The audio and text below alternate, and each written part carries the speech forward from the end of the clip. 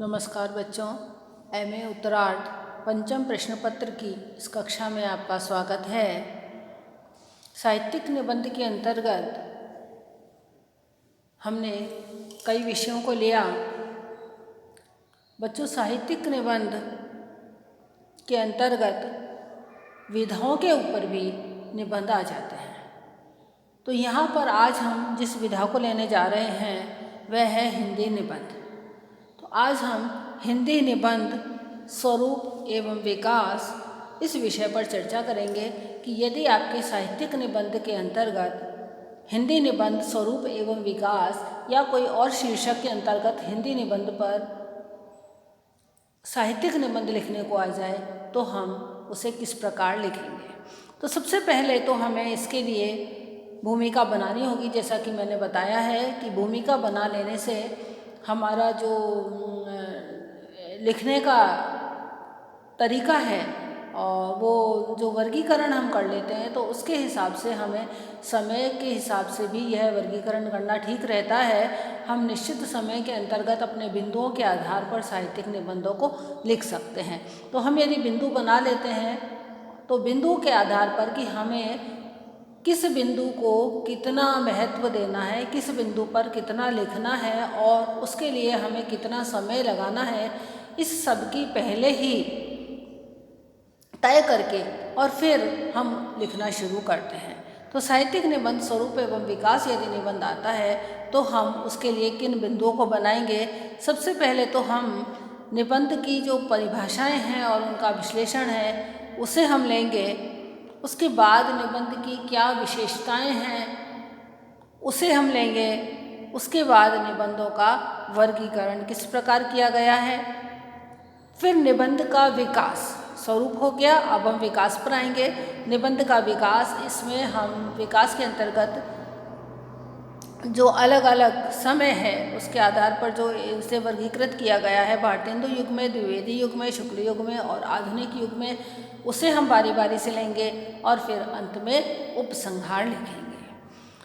तो बच्चे, जहाँ तक निबंध की परिभाषा का प्रश्न है, आचार्य रामचंद्र शुक्ल ने, जो कि उसको एक बहुत ही प्रौढ़ प्रतिभा की सृष्टि से हम स्वीकार करते हैं निबंध के क्षेत्र में रामचंद्र शुक्ल को, क्योंकि उन्होंने बहुत ही उच्च कोटि के निबंध लिखे हैं। उनके निबंध भाव और मनोविकार संबंधी निबंध भी हैं जो कि निश्चित रूप से आपने पढ़े होंगे। उनका कहना है कि यदि गद्य कवियों या लेखकों की कसौटी है तो निबंध गद्य की कसौटी है। भाषा की पूर्ण शक्ति का विकास निबंधों में ही सबसे अधिक संभव होता है। यानी यदि कवियों से कहा जाए कि गद्य लिखो, गद्य लिखना कोई आसान काम नहीं है, तो यदि गद्य कवियों या लेखकों की कसौटी है तो निबंध गद्य की कसौटी है।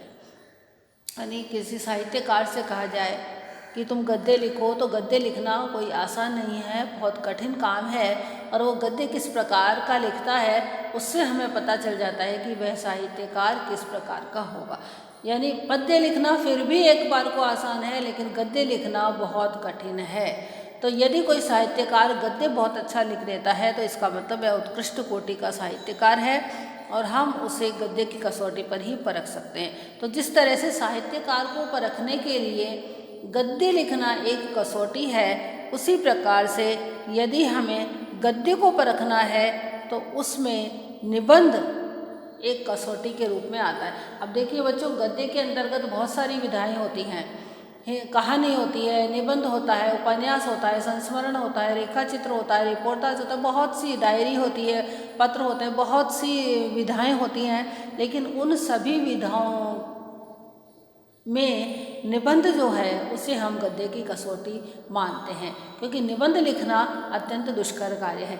एक बार को कहानी लिखना भी आसान हो सकता है, लेकिन निबंध लिखना इतना आसान नहीं है। निबंध में जो भी कुछ लिखा जाता है वह साहित्यकार स्वयं लिखता है, उसकी खुद की अनुभूति होती है, उसके खुद के विचार होते हैं। कहानी में तो वह पात्रों के माध्यम से लिखता है, किसी घटनाओं का चित्रण करता है, लेकिन निबंध में पूरी तरह से लेखक या साहित्यकार स्वयं बोलता है, उसके स्वयं की सोच, उसके स्वयं के विचार, उसकी स्वयं की भाषा शैली, सब कुछ निबंध में एक साथ मुखरित होती हुई हमें दिखाई देती है।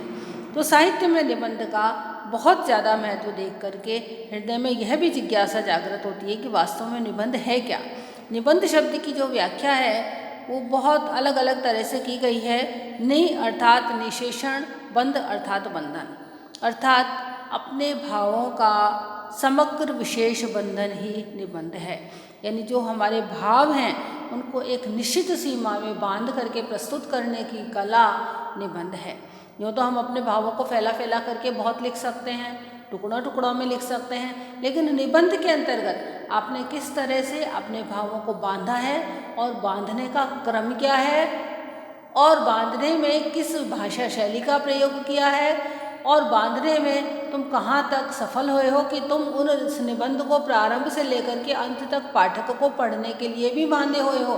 क्योंकि कहानी पढ़ने वाला जो पाठक होता है उसका पढ़ना तो ठीक है कि वह एक घटना के कारण से शुरू से अंत तक बंधा रहता है, लेकिन निबंध को पढ़ने के लिए पाठक को बांधे रखना बहुत बड़ी चुनौती है।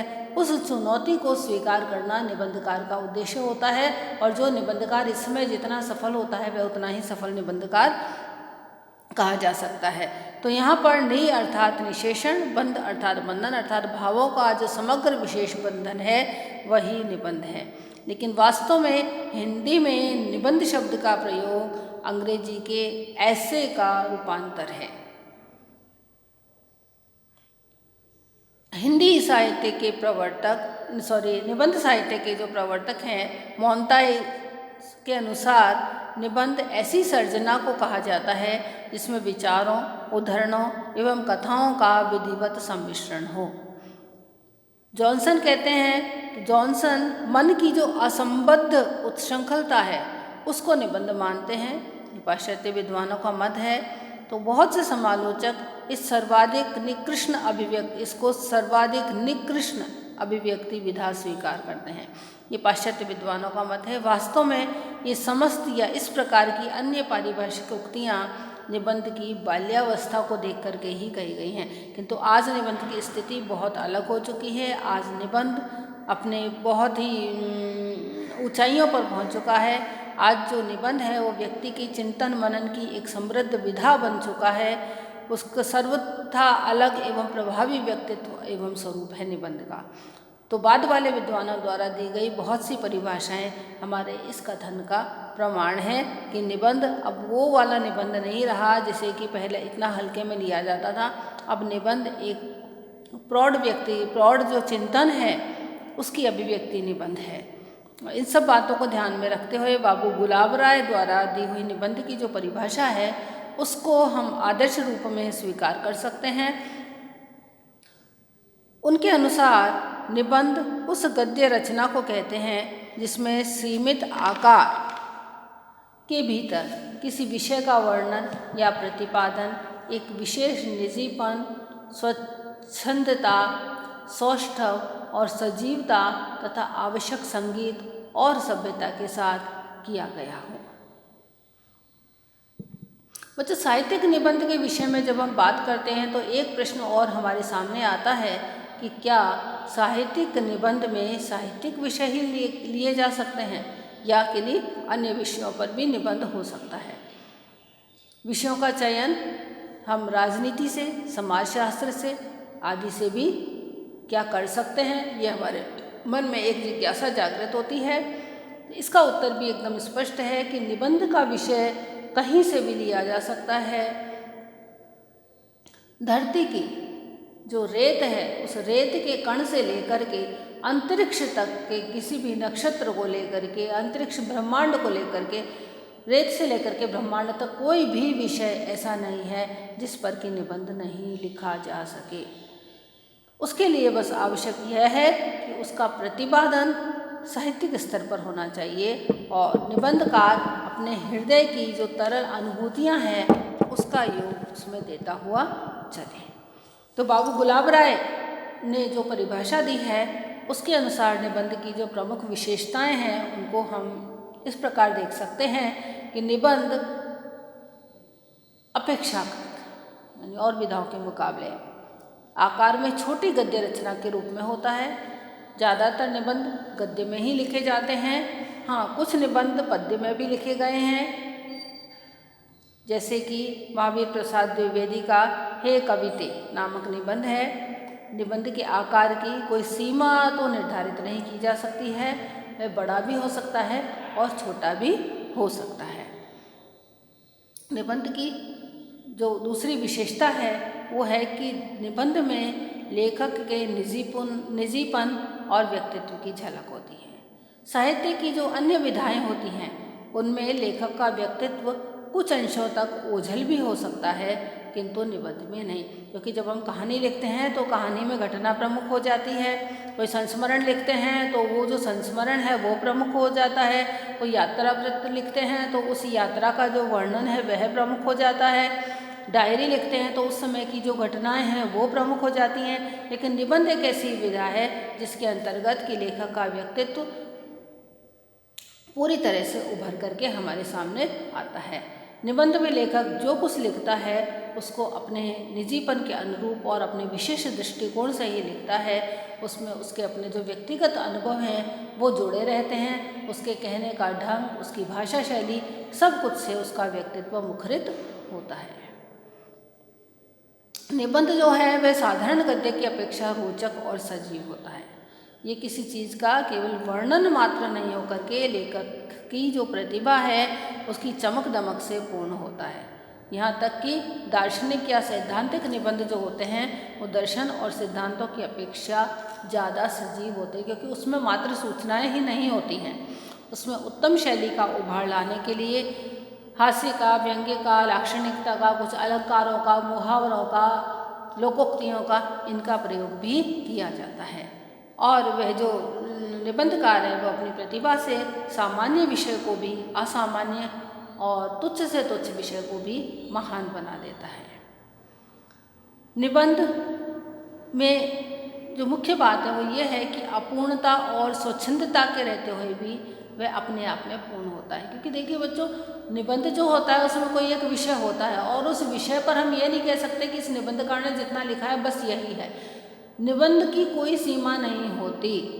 निबंध में कभी भी पूर्णता नहीं हो सकती। कोई विषय ऐसा नहीं है जिसके ऊपर कि ये कहें कि इसके ऊपर अब और नहीं लिखा जा सकता। यदि दूसरा कोई साहित्यकार लिखेगा, दूसरा कोई निबंधकार लिखेगा तो उसी विषय पर कुछ और लिख सकता है, उसके किसी और पहलू को उठा करके देख सकता है, तो वह अपने आप में अपूर्ण होते हुए भी अपने आप में पूर्ण दिखाई देता है। यानी वह विषय की दृष्टि से चाहे एक तरह से देखा जाए कि उस विषय में बहुत सी संभावनाएं रहती हैं वर्णन करने की और, लेकिन उसके बावजूद वह अपने आप में पूर्ण सा हमको दिखाई देता है। उसको कुछ अंशों में गद्य या मुक्तक काव्य भी कह सकते हैं, जिसमें प्रगीत काव्य का निजीपन और तन्मयता जैसी होती है। जिस प्रकार से कहानी जीवन के एक अंग की झांकी है, उसी प्रकार निबंध भी जीवन का एक दृष्टिकोण है, जिसे कि एक निबंधकार अपने एक दृष्टिकोण से देखता है। यदि उसी विषय पर कोई दूसरा निबंधकार देखेगा तो उसका दृष्टिकोण अलग होगा और निश्चित रूप से उसी विषय पर बहुत कुछ अलग प्रकार से लिखा जा सकेगा। दूसरा यदि निबंधकार लिखेगा तो वो उसी विषय पर एक नई झलक लेकर के आता है। तो यह आवश्यक नहीं है कि वह विषय का पूर्ण प्रतिपादन ही एक निबंधकार करे। विषय का पूर्ण प्रतिपादन कोई एक निबंधकार कर ही नहीं सकता। वह अपनी रुचि के अनुसार विषय का कोई एक अंश चुन लेता है और उसके ऊपर निबंध लिखता है। लेकिन इस सब के बावजूद निबंध अपने आप में हमको पूर्ण दिखाई देता है। निबंध को हम गद्य में अभिव्यक्ति का एक प्रकार का जो स्वगत भाषण है वो भी कह सकते हैं। स्वगत भाषण अर्थात जो अपन स्वयं से भाषण करते हैं, किसी चीज़ के बारे में, किसी घटना के बारे में, किसी भी बारे में यदि हम अपने आप से कोई बात करें तो जो होता है वही निबंध होता है। यदि हम अपने आप से उसके ऊपर कुछ कहें कि हमको इसके ऊपर कोई विचार व्यक्त करने हैं तो हम अपने आप से जो कुछ बात कहेंगे वो एक तरह से निबंध है। निबंध में लेखक का व्यक्तित्व प्रधान होता है। ऐसे निबंध को साहित्य के अंतर्गत ग्रहित नहीं किया जा सकता जिसमें कि दार्शनिक वाद विवाद हो, विधान हो और राजनीति का ऐसा विवेचन किया गया हो कि उसमें लेखक का व्यक्तित्व प्रतिफलित नहीं हो सका। जिस तरह से कि जैसे किसी राजनीति के ऊपर कोई निबंध लिखा गया है तो राजनीति के ऊपर यदि निबंध लिखा है, राजनीतिक घटनाक्रम उसमें डाल दिए गए हैं तो वह कोई साहित्यिक निबंध नहीं हो सकता। इसलिए आत्मनिवेदन अथवा निजी दृष्टिकोण की अभिव्यक्ति में ही निबंध कला का चरम उत्कर्ष माना गया है। इसमें लेखक को अपनी वैयक्तिक प्रतिभा के प्रकाशन का पूरा अवसर मिलता है। यदि किसी दार्शनिक विचारधारा को लेकर के निबंध लिखा गया है तो उस दार्शनिक विचारधारा को यदि ऐसा का ऐसा बता दिया तो वह निबंध नहीं हो। उस दार्शनिक विचारधारा पर यदि लेखक अपने मत प्रस्तुत करता है, उस दार्शनिक विचारधारा के ऊपर यदि कोई कुछ लिखता है तो वह निबंध साहित्यिक निबंध हुआ। बाबू गुलाब राय से मिलता जुलता ही मंतव्य जो है वो प्रोफेसर जयनाथ नलिन ने भी प्रकट किया है। निबंध की जितनी भी विशेषताएं हैं उन पर विचार करते हुए वो लिखते हैं कि निबंध के लिए विषय का निश्चित होना कोई आवश्यक नहीं है। उसकी सीमा में छोटे बड़े सभी विषय समाहित हो जाते हैं। वास्तव में निबंध में महत्व उन विचारों या चेतनाओं का रहता है जिन्हें निबंधकार सजीव कुशलता से अभिव्यक्त करता है।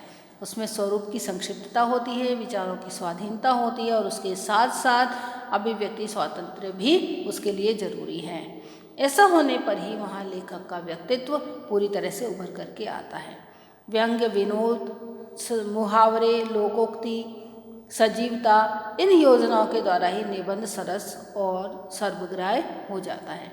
आज लगभग सभी विद्वान इन बातों को निबंध सर्जना के लिए आवश्यक गुण के रूप में स्वीकारते हैं। तो हमारे विचार से भी ये जो है उपरोक्त विशेषताएं जो कि विद्वानों ने एक तरह से हमारे सामने निबंध की विशेषताओं के रूप में बताए हैं, वो हमारे लिए हमें भी ऐसा लगता है कि ये वास्तव में आवश्यक हैं। और निबंधों की सारी विशेषताएं निबंधकार जब निबंध लिखने बैठता है तो उसमें अपने आप ही आ जाती हैं।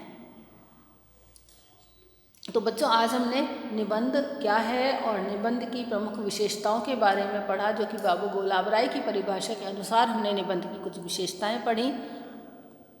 धन्यवाद।